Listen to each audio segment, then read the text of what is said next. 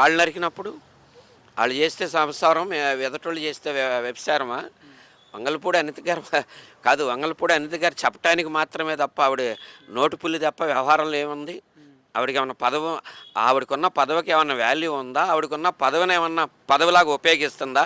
ఆవిడ ఓన్లీ చంద్రబాబు నాయుడు గారు, లోకేష్ గారికి ఆ ఎట్లా అంటే దాన్ని ఎలా చెప్పాలంటే కూడా అర్థం అట్లా వాళ్ళు చెప్పినట్టు ఆడిచ్చే పాము లాంటి ఆవిడదేముంది, ఆవిడ ఏదో మాట్లాడుతూ ఉంటుంది. మాటల పులి తప్ప ఆవిడ చేతల పులి కానే కాదు వంగలపూడి అనిత గారు అనే ఆవిడ. ఈ పెట్టుబడులు వస్తున్న టైంలో మరి మీ వైసీపీ పార్టీ వాళ్ళు వీటిని అన్నిటిని కూడా ఎనిక్కిలే ప్రయత్నం చేపిస్తున్నారు. ఎన్నికెళ్తున్న వీళ్ళ వల్ల రౌడీ రాజ్యం ఇవన్నీ చేయటం వల్ల అనేసి అంటా ఉన్నారు. ఉదాహరణ మెడికల్ కాలేజీలు కూడా. చంద్రబాబు నాయుడు అంత బాగా చేసే మగాడైతే ఎందుకు 17 కాలేజీలకి ఒక టెండర్ కూడా లేదు? ఇప్పుడు ప్రతిపక్షంలో ఉన్న జగన్మోహన్ రెడ్డి గారు అంటే ఆగిపోతారా? వాళ్ళు చేసేదంతా సరైన పరిపాలన కాదనేది జనానికి తెలుసు. చేస్తే ఏమవుద్దో కూడా తెలుసు. ఒక్కడికొకటి బిడ్డ ఎందుకు వేయలేదు? ఒక బిడ్డను వేయాలి కదా.